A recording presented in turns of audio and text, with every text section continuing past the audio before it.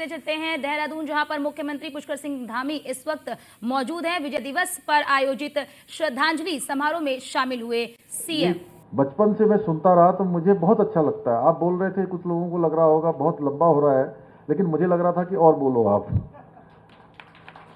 तो हमारे admiral retired Rana ji, Om Prakash Rana ji, brigadier KG बहल जी, colonel DS Rawat ji, colonel KS मान जी, major general Sharma ji, colonel मोहल सिंह बल्दिया जी, भंडारी जी, एवं यहाँ पर उपस्थित हमारे एससी आयोग के अध्यक्ष श्री मुकेश कुमार जी, शमशेर जी, और आए हुए सभी हमारे अधिकारीगण, सभी सेना के हमारे पूर्व अधिकारीगण, वर्तमान के अधिकारीगण, हमारे सभी सैनिक, पूर्व सैनिक और हमारी वीरांगनाएं और हमारे पदकों से सम्मानित सभी हमारे वीर योद्धा, वीर नारी एवं वीरता पुरस्कार प्राप्त हमारे सभी अतिथिगण, बड़ी संख्या में आज आए हुए हमारे एनसीसी के कैडेट और विद्यालयों के आए हुए सभी मेरे प्रिय छात्र एवं छात्राएं, हमारे देहरादून के जिलाधिकारी, पुलिस वरिष्ठ अधीक्षक एवं सभी आए हुए हमारे सभी मीडिया के मेरे मित्र, सभी पत्रकार मित्र, हमारे छायाकार बंधु, मैं सबसे पहले तो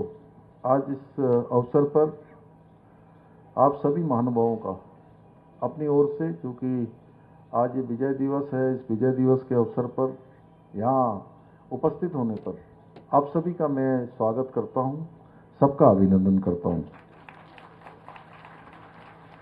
आज का ये दिन हमारे लिए बहुत ही ऐतिहासिक दिन है, जिस दिन हमारी सेना ने शौर्य, वीरता, पराक्रम, अदम्य साहस, उसका जो पराक्रम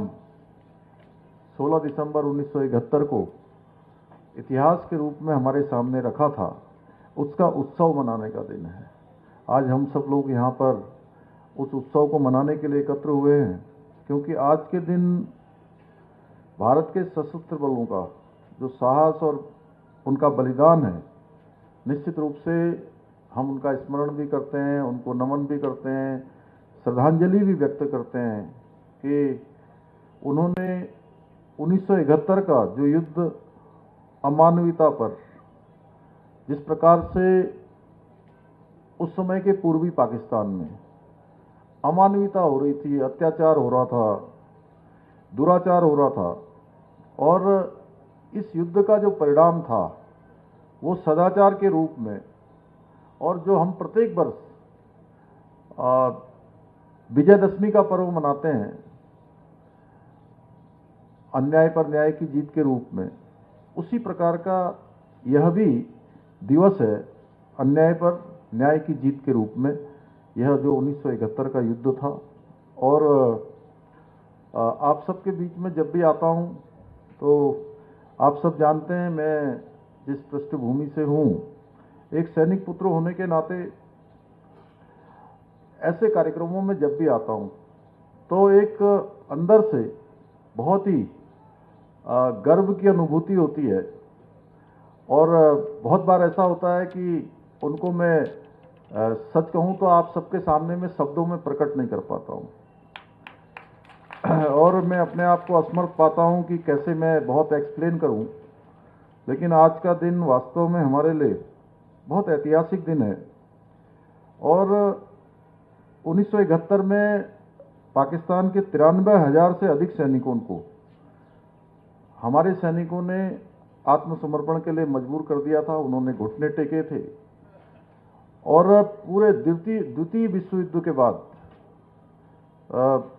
किसी भी सेना का यह सबसे बड़ा आत्मसमर्पण था। यह महान युद्ध भारत के वीरों के अटल संकल्प और उनके बलिदानों का ये प्रत्यक्ष उदाहरण है, ये उदाहरण था, और इसको हम हमेशा याद करेंगे, हमेशा स्मरण करेंगे। इस युद्ध में शहीद हुए हमारे जो जाबाज सैनिक हैं, उनके भी हम हमेशा ऋणी रहेंगे। भाइयों बहनों, हम सब जानते हैं उत्तराखंड देवभूमि है, देवभूमि के साथ साथ ये वीर भूमि भी है, ये सैन्य भूमि भी है और पराक्रम और बलिदान की भी भूमि है। 1971 के भारत पाक युद्ध में वीर भूमि उत्तराखंड के 255 जवानों ने भारत माता की रक्षा के लिए अपने प्राणों का उत्सर्ग किया था, अपने प्राणों का बलिदान दिया था और मैं कहूं तो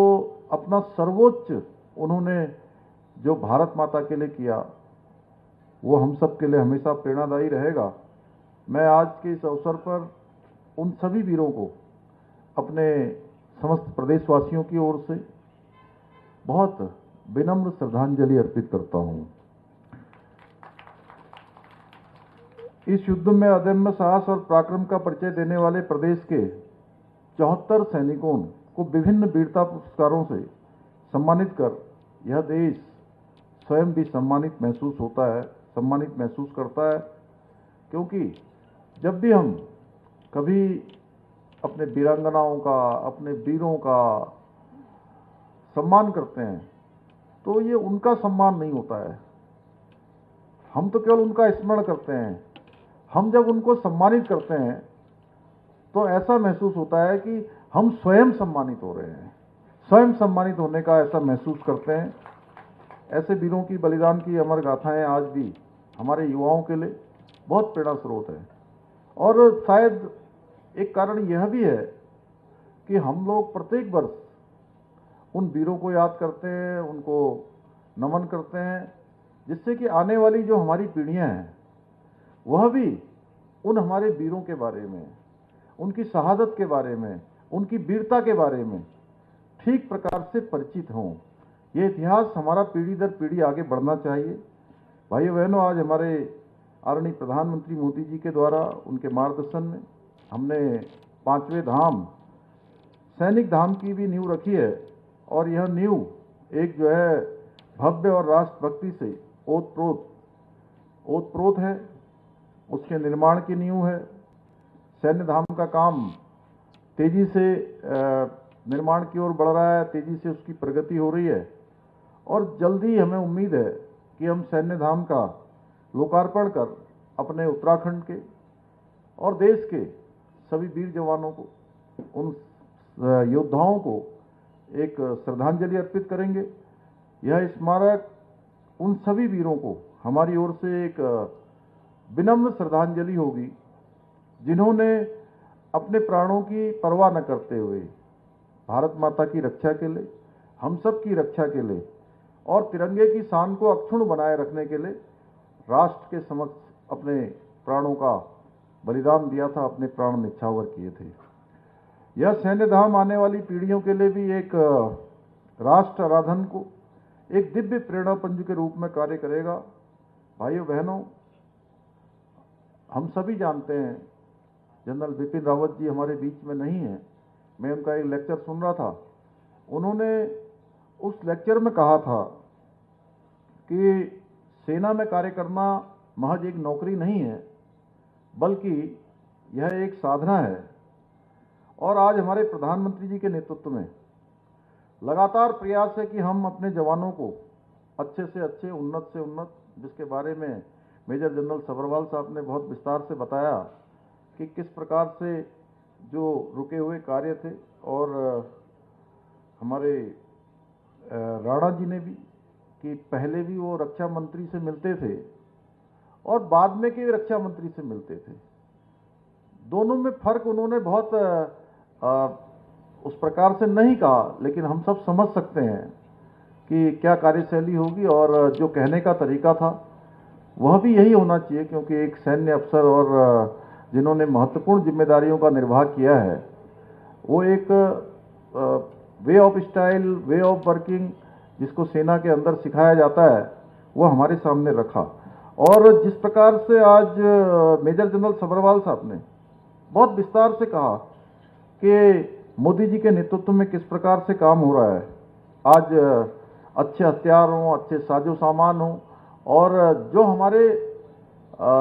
सैनिक -40 डिग्री तापमान पर काम करते हैं।